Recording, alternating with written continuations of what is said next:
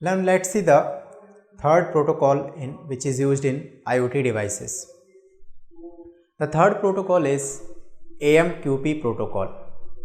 AMQP stands for Advanced Message Queuing Protocol. Now let's see what is this protocol.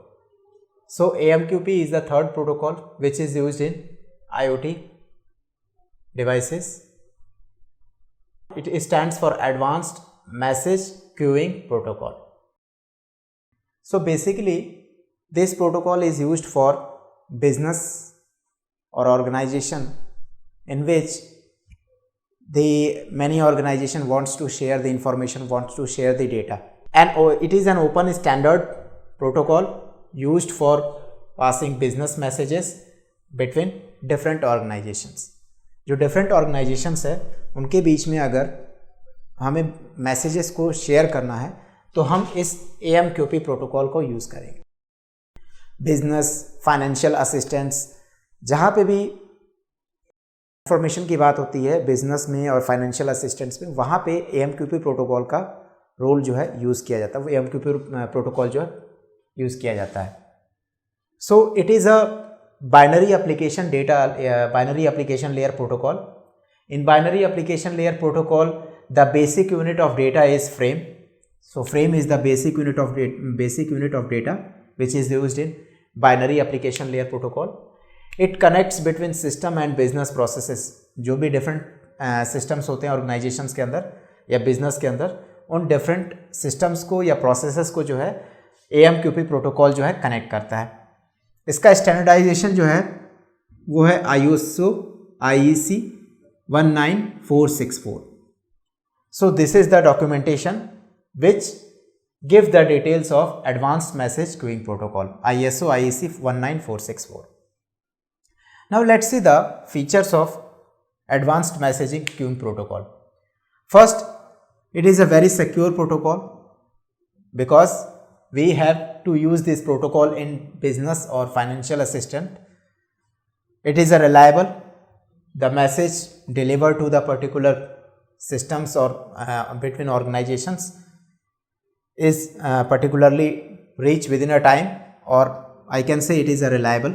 It connects the systems or organizations, so it is interoperability. Interoperability is the feature which connects the different systems or organizations, or I can say connect the different computers. It connects across organization technologies. ये point हम पहले ही देख चुके हैं कि different organisation और systems को ये कनेक्ट करता है.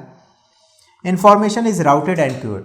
तो यहाँ पे जो इन्फॉर्मेशन होती है वो राउट की जाती है. राउट इन द सेंस कि किसको भेजना है इन्फॉर्मेशन. अगर डिफरेंट ऑर्गेनाइजेशन है, डिफरेंट बिजनेसेस हैं और वो इन्फॉर्मेशन को, डेटा को शेयर करना चाहते हैं, तो सबसे पहले आइडेंटिफाई करेंगे कि मुझे किस ऑर्गेनाइजेशन को डेटा ट्रांसफ़र करना है. तो उसके लिए मुझे राउटिंग करनी पड़ेगी. एंड देन आफ्टर राउटिंग जो भी मेरा इन्फॉर्मेशन होगा वो क्यू में जाके स्टोर हो जाएगा और वन बाय वन जो है इन्फॉर्मेशन वो पर्टिकुलर उस ऑर्गेनाइजेशन को सेंड किया जाएगा. तो राउटिंग और क्यूइंग जो कॉन्सेप्ट है वो यहाँ पे यूज़ किया जाता है. This protocol uses for global addressing.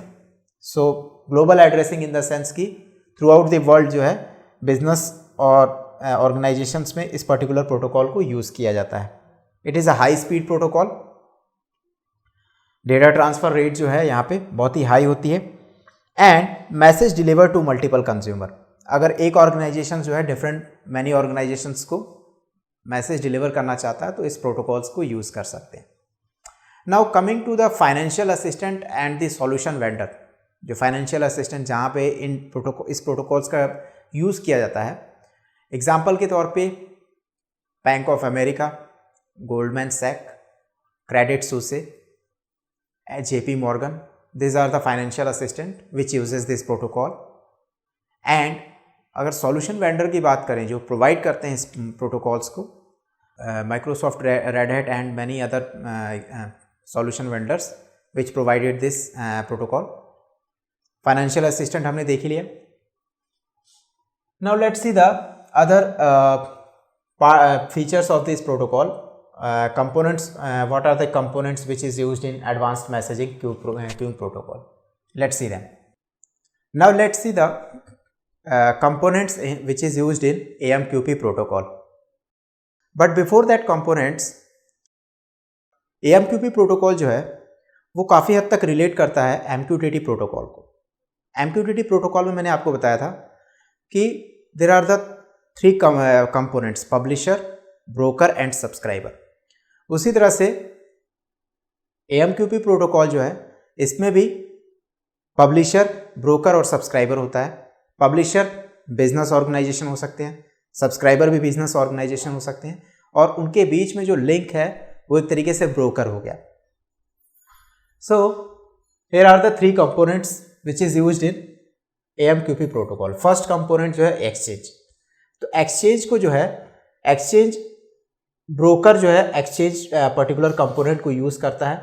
अब इसका यूज किया जाता है किसी भी मैसेज को रिसीव करने के लिए एंड उसको क्यू में जो है राउट करने के लिए. जैसे for example different business organization हो सकते हैं.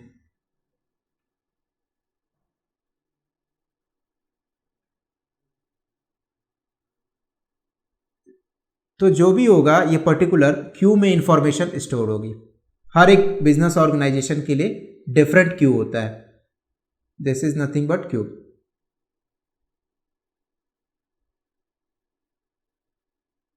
और उस क्यू में जो है पर्टिकुलर इंफॉर्मेशन हम स्टोर करते हैं एंड देन उसके बाद फिर इस इंफॉर्मेशन को जो है डिफरेंट जो भी रिसीवर होते हैं उनके पास राउट कर दिया जाता है. तो ये काम कौन करता है? ये काम करता है exchange component. Next is the queue component.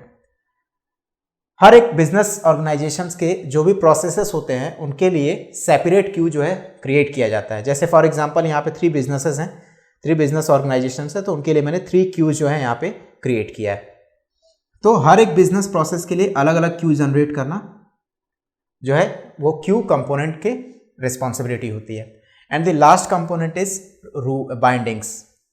तो बाइंडिंग्स जो क्या करता है, जो भी इंफॉर्मेशन को राउट करना है उसके लिए रूल्स बनाता है कि कैसे हम उस पर्टिकुलर इंफॉर्मेशन को या मैसेज को डिस्ट्रीब्यूट करेंगे टू डिफरेंट बिजनेस ऑर्गेनाइजेशंस. तो डिस्ट्रीब्यूट करने का मतलब है कि who can access what type of message being distribute. कौन मैसेज को एक्सेस करेगा, कौन से ऑर्गेनाइजेशंस, और किस तरह के मैसेज को एक्सेस करेंगे. तो उसके लिए जो है हम बाइंडिंग्स यूज करते हैं. तो bindings is nothing but a rule for distributing message. Now if we talk about the message delivery guarantees. तो message delivery guarantees can be classified in 3 types. First one is at most once. At most once में maximum 1 time जो है message को हम transfer कर सकते हैं. At least once जिसमें कि हम एक या एक से ज्यादा बार, मतलब मैनी टाइम्स जो है मैसेज को ट्रांसफर कर सकते हैं. And last one is exactly once. तो जो भी मैसेज है उसको सिर्फ और सिर्फ एक बार ट्रांसफर कर सकते हैं. तो एटमोस्ट और एग्जैक्टली में डिफरेंस ये है कि यहाँ पे एक मैसेज ही ट्रांसफर होगा, लेकिन वो ट्रांसफर हो भी सकता है और नहीं भी हो सकता है. बट एग्जैक्टली वंस में वो मैसेज जो है सिर्फ एक ही बार ट्रांसफर हो सकता है. तो ये 3 डिफरेंट गारंटीज हैं.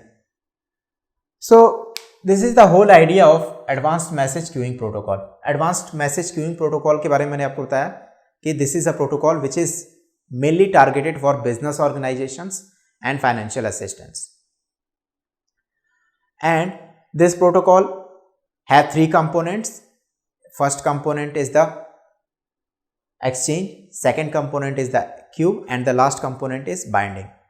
exchange में जो भी पर्टिकुलर इंफॉर्मेशन होती है उसको ब्रोकर के जरिए जो है एक्सचेंज किया जाता है. Second component is the Q. Q में उस पर्टिकुलर इंफॉर्मेशन को स्टोर किया जाता है एंड देन उसको फॉरवर्ड किया जाता है. And the last component is bindings, जिसमें कि हम रूल्स बनाते हैं कि कैसे उसको एक्सचेंज करना है. Okay. And the financial assistants which uses this protocol, मैंने ऑलरेडी आपको इसके बारे में बताया था. गोल्डमैन सैक्स, JP Morgan, Bank of America, Credit Suisse, these are the big organizations which uses these protocols.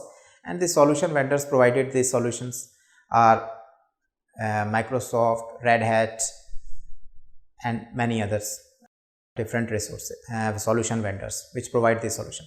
So this is the whole idea of AMQP protocol.